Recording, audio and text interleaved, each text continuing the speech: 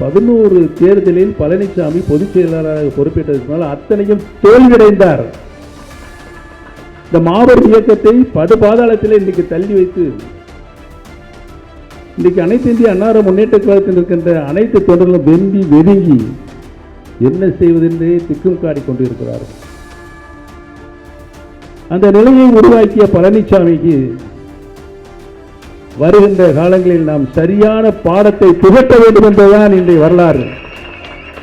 ஆக நான் நெடுநேரமாக உங்களுடைய கருத்துக்களை, உணர்வுகளை, உணர்ச்சிகளை நீங்கள் அனைவரும் தெரிவித்திருக்கிறீர்கள். பல கூட்டங்களில் நாம் பல்வேறு பிரச்சனைகளை பேசி முடித்து விட்டோம். இன்னைக்கு மக்கள் நம் மீது மிகுந்த அக்கறை கொண்டிருக்கின்றார்கள் என்பதுதான் உண்மை. நம்முடைய அருமை நண்பர் ஆட்சி ராமச்சந்திரன், முன்னாள் சட்டமன்ற உறுப்பினர், கழக அம்மா பேரவையுடைய செயலாளர் அவர்கள் இங்கு உணர்ச்சி பிளம்பாக வெளிப்படுத்திய கருத்துக்களை நான் அப்படியே முன்மொழிகிறேன்.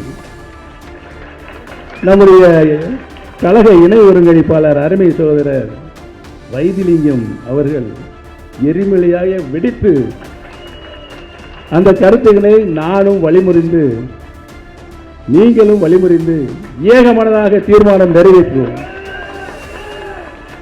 ஆக இனிவரும் காலங்களில் தை பிறந்தால் வழிபிறக்கும் என்ற ஒரே ஒற்றை சொல்லை நிறுத்தி கழகத்தினுடைய நிறுவன தலைவர் புரட்சி தலைவர் பொன்மனச்செம்மல் மக்கள் திலகம் எம்ஜிஆர் அவர்களையும் காலமெல்லாம் ஏழை எளிய மக்கள் மீது அன்பும் பண்பும் பற்றும் பாசம் கொண்டு கழகத்தின் காவல் தெய்வமாக நின்று கழகத்தின் பொதுச் செயலாளராக பொறுப்பேற்று 30 ஆண்டு காலம் இந்த கழகத்திற்காக தன் உயிரை ஈந்திருக்கின்ற நம்முடைய இதய தெய்வம் புரட்சி தலைவி மாண்புமிகு அம்மா அவர்களை வணங்கி இன்று இங்கு இப்பொழுது நடைபெற்றுக் கொண்டிருக்கின்ற இந்த கூட்டத்தில் எல்லாருடைய நம்முடைய கழக இணை ஒருங்கிணைப்பாளர் மரியாதைக்குரிய முன்னாள் அமைச்சர் சட்டமன்ற உறுப்பினர் திரு வைத்திலிங்கம் அவர்களை, இந்த கூட்டத்தில் கலந்து கொண்டிருக்கின்ற நாடாளுமன்ற உறுப்பினர், மாநிலங்களவை உறுப்பினர் அருமை சகோதரர் தர்மர் அவர்களை, உசிலம்பட்டி சட்டப்பேரவை தொகுதியுடைய சட்டமன்ற உறுப்பினர் அன்பு சகோதரர் திரு ஐயப்பன் அவர்களை, கூட்டத்தில் கலந்து கொண்டு ஒருமித்த குரலாக உரிமை குரல் எழுப்பிக் கொண்டிருக்கின்ற கழகத்தினுடைய அமைப்பு செயலாளர்கள், வருகை புரிந்திருக்கின்ற மாவட்ட கழகத்தினுடைய ஆற்றல் மிகுந்த மாவட்ட கழக செயலாளர்கள், வருகை புரிந்திருக்கின்ற மாநில நிர்வாகிகள், ஒன்றிய நகர பேரூர் கிளைக்கழகத்தினுடைய நிர்வாகிகள், பொறுப்பாளர்கள், கழகத்தின் ஆணிவராக செயல்பட்டு கொண்டிருக்கின்ற கிளைக்கழகத்தினுடைய பொறுப்பாளர்கள், செயலாளர்கள், உங்கள் அத்தனை பேர்களுக்கும் என்னுடைய நன்றியும் வணக்கத்தையும் இந்த நல்ல நேரத்திலே தெரிவித்துக் கொள்ள கடமைப்பட்டிருக்கின்றேன். கழகம் எதற்காக தோற்றுவிக்கப்பட்டது? புரட்சி தலைவர் எம்ஜிஆர் அவர்கள் 1972 தொண்டர்களுக்காக இந்த இயக்கத்தினை உருவாக்கினார்கள். பின்பு இந்த இயக்கத்தை தொண்டர்களுக்கான இயக்கமாக உருமாற்றி 3 முறை தமிழகத்தினுடைய சட்டமன்ற தேர்தலில் போட்டியிட்டு யாராலும் வெல்ல முடியாத முதலமைச்சராக 10 ஆண்டு காலம் ஒரு சிறப்பான ஆட்சியை நாட்டு மக்களுக்கு அர்ப்பணித்தார்கள். புரட்சி தலைவர் அவர்கள் மறைவுக்கு பின்னாலே மாண்புமிகு அம்மா அவர்கள் கழகத்தினுடைய பொதுச் செயலாளராக பொறுப்பேற்று 30 ஆண்டு காலம்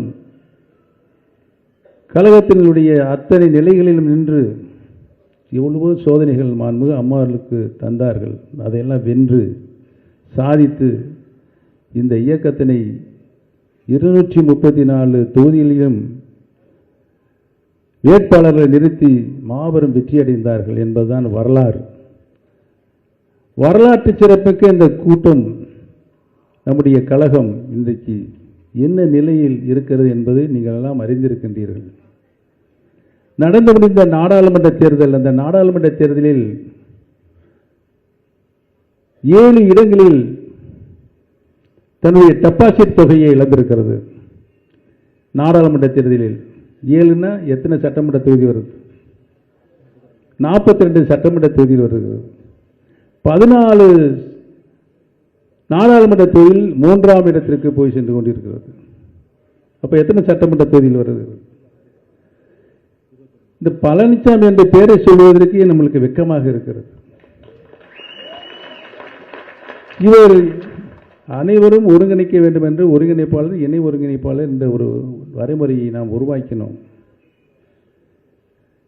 அனைத்து பேருமே தங்களுக்கு ஆதரவாளர்களை மட்டும் கூட்டி வைத்துக் கொண்டு போலியான பொதுக்குழுவை உருவாக்கி ஒற்றை தலைமைதான் வேண்டும். பழனிசாமி சிறப்பாக கட்சியை வழிநடத்திக் கொண்டிருக்கிறார், பழனிசாமி சிறப்பாக முதலமைச்சராக இருக்கிறார், அவர் வந்தால் அனைத்து தேர்தலும் நாம் மாபெரும் வெற்றி அடைவோம் என்று சொல்லிதான் ஒரு மிகப்பெரிய மாயையை உருவாக்கினார்கள். அதற்கு பின்னால் நடந்த என்ன தேர்தல்? 11 தேர்தலில் பழனிசாமி பொதுச் செயலாளராக பொறுப்பேற்றதற்கு பின்னால் அத்தனையும் தோல்வியடைந்தார். இந்த மாபெரும் இயக்கத்தை படுபாதாளத்தில் இன்றைக்கு தள்ளி வைத்து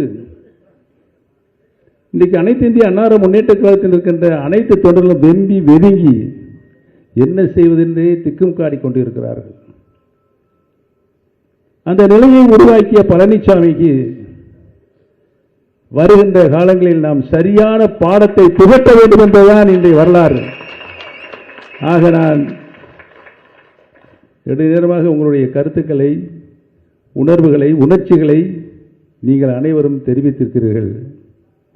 பல கூட்டங்களில் நாம் பல்வேறு பிரச்சனைகளை பேசி முடித்து விட்டோம். இன்றைக்கு மக்கள் நம் மீது மிகுந்த அக்கறை கொண்டிருக்கின்றார்கள் என்பதுதான் உண்மை. நம்முடைய அருமை நண்பர் ஆட்சி ராமச்சந்திரன், முன்னாள் சட்டமன்ற உறுப்பினர், கழக அம்மா பேரவையுடைய செயலாளர் அவர்கள் இங்கு உணர்ச்சி பிளம்பாக வெளிப்படுத்திய கருத்துக்களை நான் அப்படியே முன்மொழிகிறேன். நம்முடைய கழக இணை ஒருங்கிணைப்பாளர் அருமை சகோதரர் வைத்திலிங்கம் அவர்கள் எரிமலையாக வெடித்து அந்த கருத்துக்களை நானும் வழிமுறிந்து நீங்களும் வழிமுறிந்து ஏகமனதாக தீர்மானம் நிறைவேற்றுவோம். ஆக இனிவரும் காலங்களில் தை பிறந்தால் வழிபிறக்கும் என்ற ஒரே ஒற்றை சொல்லை நிறுத்தி வருகை புரிந்து ஆதரவு அத்துணை பேர்களுக்கும் என்னுடைய நன்றியை தெரிவித்து விடைபெறுகிறேன். நன்றி, வணக்கம்.